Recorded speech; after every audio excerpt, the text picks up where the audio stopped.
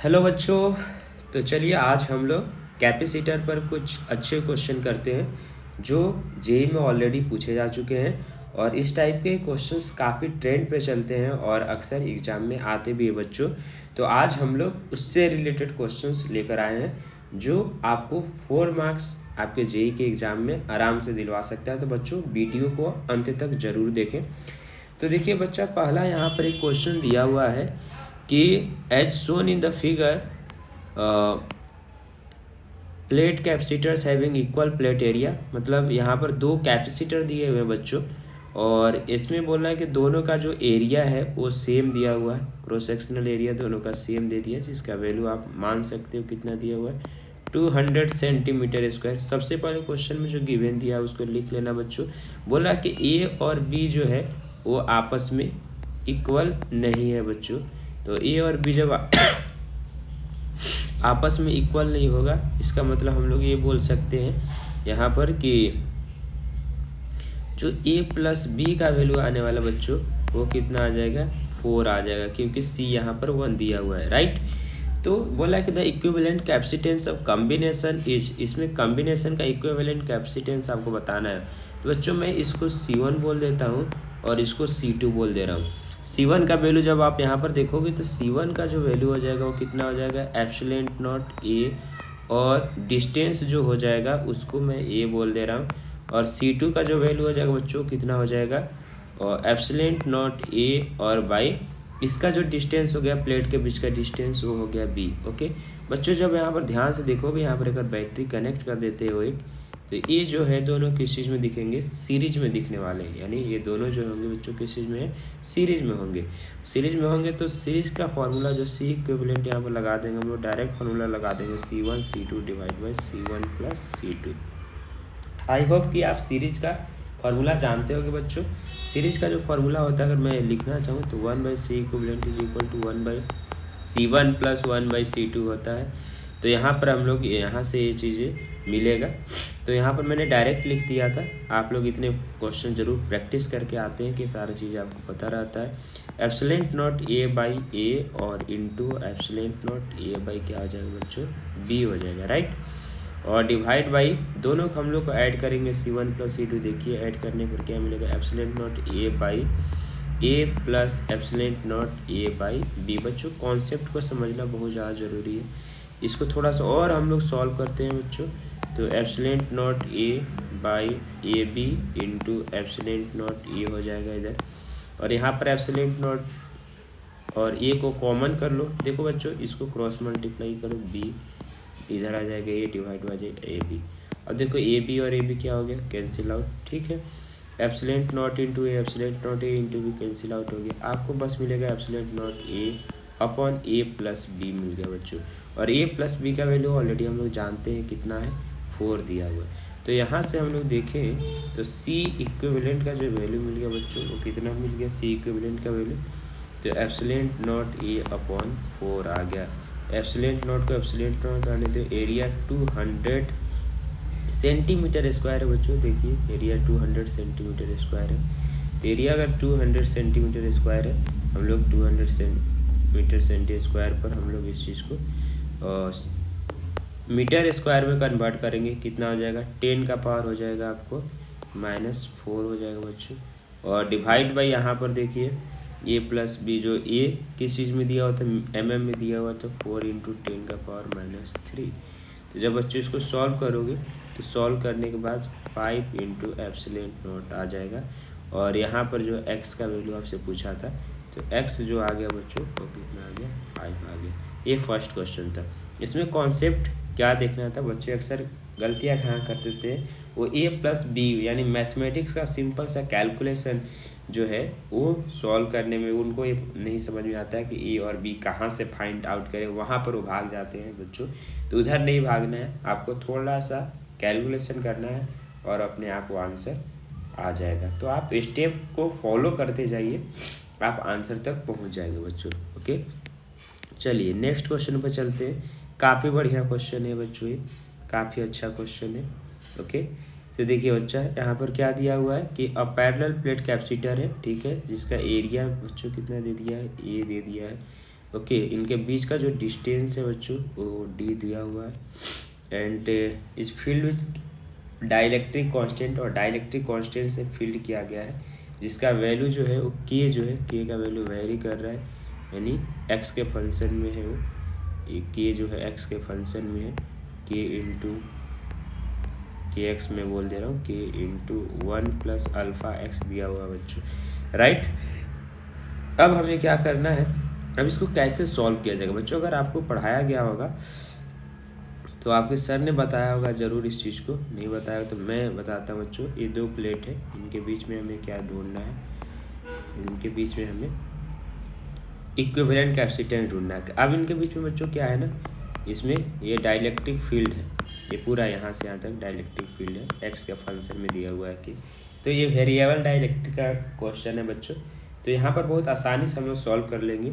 इसके लिए आपको करना कुछ नहीं है, यहाँ से एक्स डिस्टेंस पर बच्चों, एक्स डिस्टेंस पर एक कंसीडर कर लेना है, ठीक है। तो ये देखो ये प्लेट बन रहा है जिनके बीच का डी एक्स एक कैपेसिटर बना, डी एक्स हो गया। ऐसे ऐसे बहुत सारे हैं, और इनका एरिया तो वही है बच्चों जो हम लोग जानते हैं, एरिया तो ये ही रहने वाला है, एरिया में कोई चेंजेस नहीं आएगा, ठीक है। थोड़ा सा आपको इस फ्रंट व्यू दिया हुआ, आप कट करोगे तो आपको प्लेट ऐसे दिखेगा, आपको ये प्लेट ऐसे दिखेगा, बहुत सारे तीन प्लेट होंगे बच्चों, ऐसे प्लेट दिखने वाले, ठीक है। तो इनके बीच का ये डिस्टेंस जो है वो क्या है, वो डी दिया हुआ है, मतलब ये डी नहीं, वो इसको हम लोग डी एक्स कंसिडर करेंगे, बाकी एरिया तो आपका सेम रहने वाला बच्चों, ओके। तो अब इसको कैसे सॉल्व किया जाएगा आते हैं हम लोग। तो बच्चों ये सभी किस चीज़ में कनेक्टेड है, ऐसे बहुत सारे, अभी जस्ट हम लोग ऊपर भी चर्चा कर रहे थे, ऐसे बहुत सारे जब रहेंगे तो अभी सीरीज में, यानी ये हमारा हो गया, ऐसे बहुत सारे कैपेसिटर है, ये सभी किस चीज़ में कनेक्टेड है बच्चे, ये सभी जो है वो सीरीज में कनेक्टेड है, राइट। ये सीरीज में कनेक्टेड है।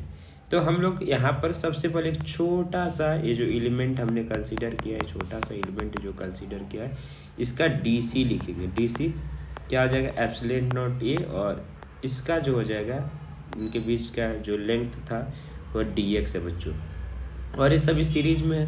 तो 1/DC जो हो जाएगा, इसको इंटीग्रेशन करना पड़ेगा, और यहाँ पर हमें k से भी मल्टीप्लाई करना पड़ेगा, क्योंकि बच्चों ये डाइलेक्ट्रिक भी दिया हुआ है, तो 1 + अल्फ़ा इंटू एक्स आ जाएगा। तो यहाँ पर देखिए ये आ जाएगा इधर, और के बाहर कर लो आप, और एप्सिलॉन नॉट इंटू ए आ गया, इंटीग्रेशन मैं करूँगा dx अपन 1 + अल्फ़ा इंटू एक्स। बच्चों इंटीग्रेशन तो आपको इस चीज़ का देखो ln 1 + x हो जाएगा इसका इंटीग्रेशन, तो के, और ये हो जाएगा एप्सिलॉन नॉट इंटू ए, और अल्फ़ा को भी आप बच्चों साइड में कर लो अल्फ़ा को भी आप साइड में कर लीजिए, डिवाइड कर लेते हैं हम लोग अल्फ़ा से, तो ये आ जाएगा ln और 1 + अल्फ़ा एक्स। बच्चों अब इसका लिमिट हमें पुट करना है, जो कहाँ से कहाँ तक है, 0 से d तक, तो 0 से d तक आप लिमिट पुट कीजिए बच्चों। तब जैसे लिमिट पुट करोगे के epsilon naught a into alpha आ जाएगा, ये हो जाएगा ln 1 + अल्फ़ा डी हो जाएगा बच्चों, और यहाँ पर देखिए ये 0 हो जाएगा, 0, ओके। अब बहुत सारे बच्चे कंफ्यूज हो जाएंगे, बोलेंगे सर हमने तो सॉल्व तो कर लिया, बट आंसर के लिए बहुत सारे बच्चे जो हैं फंस जाते हैं यहाँ पर। तो हमें उस चीज़ के लिए फंसना नहीं है, एक चीज़ यहाँ पर थोड़ा सा माइनर मिस्टेक हुआ है, तो ध्यान में रखिए बच्चों। ये जो के होगा वो नीचे रहेगा, ये के जो होगा बच्चों यहाँ पर 1 है, ये जो के रहने वाला है वो नीचे था हमारा एप्सिलॉन नॉट ए के अल्फ़ा और 1 है। यहाँ पर बच्चे मतलब ये छोड़ देते हैं, इनको लगता है ln 1 + अल्फ़ा डी, और कोई ऑप्शन उनको दिखता नहीं। बच्चों आप जब क्वेश्चन में देखोगे तो एक चीज़ दिया हुआ है यहाँ पर कि इफ़ अल्फ़ा डी जो है वेरी लेस देन है 1 से, तो बच्चों यहाँ पर एक आपको कॉन्सेप्ट अप्लाई करना पड़ेगा, जिसको हम लोग बोलते हैं टेलर सीरीज, यानी ln 1 + x का फॉर्मूला होता है बच्चों, x - x² 2 + x³ 3 - x² 4, ये चलते रहता है बच्चों। तो यहाँ पर जब आप देखोगे तो ये हो जाएगा 1/c, और ये हो जाएगा 1/एप्सिलॉन नॉट ए के अल्फ़ा, और ये जो हम लोग यहाँ पर पुट करेंगे बच्चों, तो ये हो जाएगा alpha D minus alpha D का अल्फ़ा डी बाई 2 का होल स्क्वायर हो जाएगा बच्चों। ठीक है, अब देखिए अल्फ़ा से आप लेके जाओगे तो अल्फ़ा जो हो जाएगा कैंसिल आउट हो जाएगा, तो 1/c का वैल्यू जो आने वाला है बच्चों, कितना आने वाला है, तो ये हो जाएगा 1/एप्सिलेंट नॉट ए, और के आ जाएगा, ए आ जाएगा, डी को भी मैं बाहर कर लेता हूँ बच्चों, 1 माइनस ये हो जाएगा, इधर देखिए अल्फ़ा एक कैंसिल आउट होता है, अल्फ़ा डी बाई 2 आ जाएगा। ठीक है, इसको थोड़ा सा और सॉल्व करोगे आप, तो थोड़ा सा और सॉल्व करने के बाद बच्चों जो है आपको ये देखने को मिलेगा कि जो सी इक्विवेलेंट आ रहा था, जो सी इक्विवेलेंट आ जाएगा, तो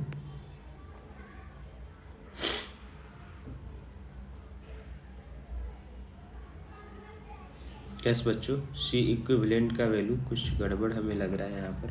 बाय द वे मैं चेक करता हूँ कि क्या गड़बड़ है। और एप्सिलेंट नॉट ए और डी को हम लोगों ने कॉमन कर दिया, अल्फ़ा डी माइनस डी का होल स्क्वायर, ओके, और 2 माइनस अल्फ़ा डी, 2 तो नहीं है कहीं भी, अल्फ़ा डी, अच्छा बच्चों, तो एल है, एल 1 प्लस अल्फ़ा एक्स था, कुछ यहाँ पर बच्चों या तो प्रिंटिंग मिस्टेक हुआ है या कुछ, तो हमें देखना पड़ेगा। इसका जो आंसर आना चाहिए, ये आना चाहिए आंसर हमारा, और यहाँ पर अगर हम लोग इसको सॉल्व करते हैं तो c is equal to epsilon naught a, और के ऊपर चला जाएगा बाई डी, और यहाँ पर जो है ये माइनस का कुछ ना कुछ लोचा हो रहा है। 1 प्लस एक्स के केस में तो माइनस ही आता है यहाँ पर, जहाँ तक मेरे को याद है, और एल जो भी कोफिशिएंट होता है उससे हम लोग डिवाइड करते हैं, डिवाइड कर दिया अल्फ़ा से। ठीक है, alpha D minus alpha cancel out, T common हो जाएगा पूरी को हम लोग, तो 1/1 माइनस अल्फ़ा डी। इसको जब सॉल्व किया जाता है तो यहाँ पर जो है बच्चों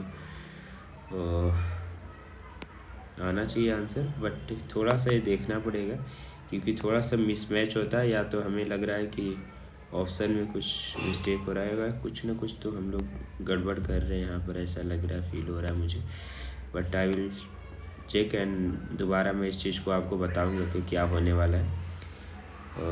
काफ़ी इम्पोर्टेंट क्वेश्चन था ये। चलते हैं अगले क्वेश्चन पर, देखते हैं क्या होता है।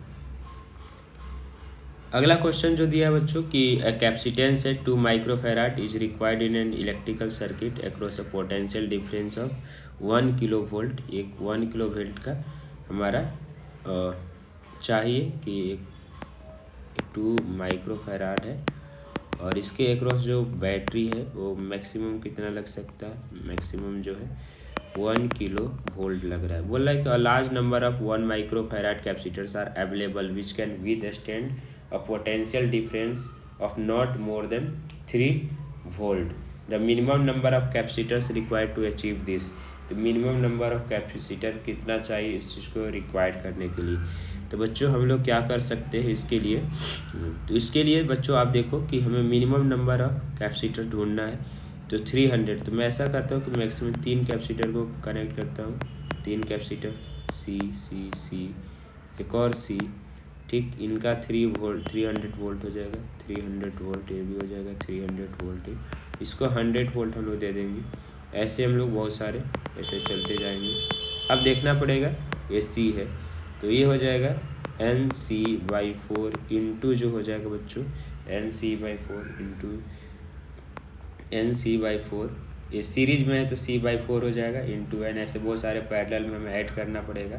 तो NC/4 उनका जो वैल्यू आना चाहिए वो कितना आना चाहिए, वो आना चाहिए 2 आपका, ओके। तो NC और इधर ये हो जाएगा 8, और C का वैल्यू दिया बच्चों 1 दिया हुआ था 1, तो यहाँ पर N का वैल्यू आ गया 8। तो ये N जो है, N क्या है, total number of rose, N जो है टोटल नंबर ऑफ रोज है, ठीक है, मतलब एक हो गया, एक में तो ऐसे ऐसे ऐसे C/4, फिर नीचे भी जाएंगे C/4। तो ऐसे टोटल नंबर 8 रोज आना चाहिए। तो टोटल नंबर ऑफ कैपेसिटर जो हो जाएगा, टोटल नंबर ऑफ कैपेसिटर का बात कर दिया जाए कितना होगा, तो आप देखिए कि 1 रो में जो है वो कितना है, 4 कैपेसिटर है। 8 रो में जो हो जाएगा बच्चों वो 32 कैपेसिटर आएगा। तो 32 will be correct answer. Okay, तो आई होप कि इस चीज़ को आप ये चीज़ आपको समझ में आया होगा। आसान सा क्वेश्चन था ये भी। ओके बच्चों, अगले क्वेश्चन पर चलते हैं। अगला क्वेश्चन जो है ये भी काफ़ी अच्छा क्वेश्चन है। अक्सर बच्चे इस क्वेश्चन में फंसते रहते हैं। यहाँ पर दिया हुआ है कि एक कॉम्बिनेशन है कैपेसिटर सेटअप का, the magnitude of electric field. अच्छा, इलेक्ट्रिक फील्ड का मैग्नीट्यूड पूछ लिया, थोड़ा ध्यान से सुनिए। Due to a point charge Q having charge equal to the sum of charge on 4 microfarad. 4 microfarad यहाँ पर इस पर कितना चार्ज आ रहा है, और इसके साथ साथ 9 माइक्रोफेराड पर कितना चार्ज आ रहा है, इन दोनों के सम के इक्वल है बच्चों।